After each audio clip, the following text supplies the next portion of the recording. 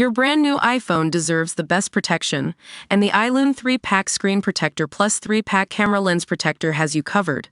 Don't take risks with your iPhone. Click the link in the video description to shop now on Amazon. Welcome to the Google Trends Hub, where we dive into the most talked about trends and news that shape our world.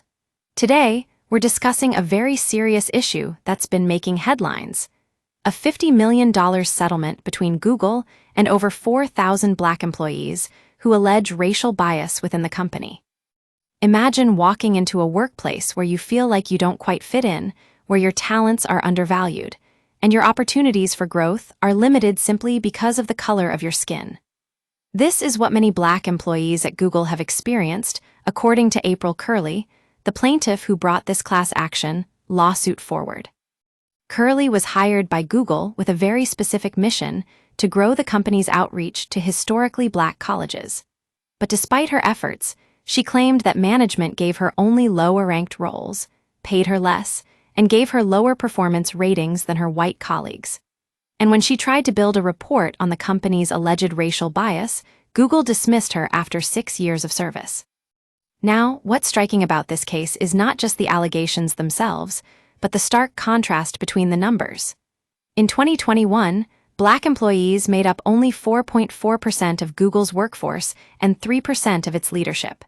Meanwhile, other groups, white and Asian employees, were overrepresented in leadership roles.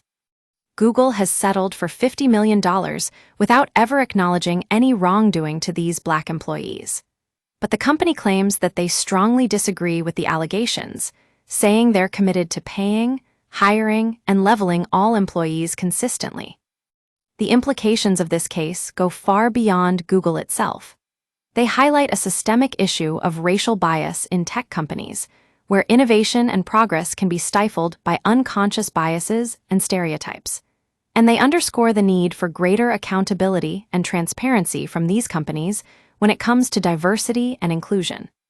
So, what does this mean for the future of work? For Black employees everywhere who feel like they're facing an uphill battle to succeed in a predominantly white industry. And for Google itself, which has a responsibility to lead by example when it comes to creating a more inclusive workplace. These are questions we'll continue to explore on the Google Trends Hub as we examine the intersection of technology, society, and culture. Stay tuned for more insights and analysis on this developing story.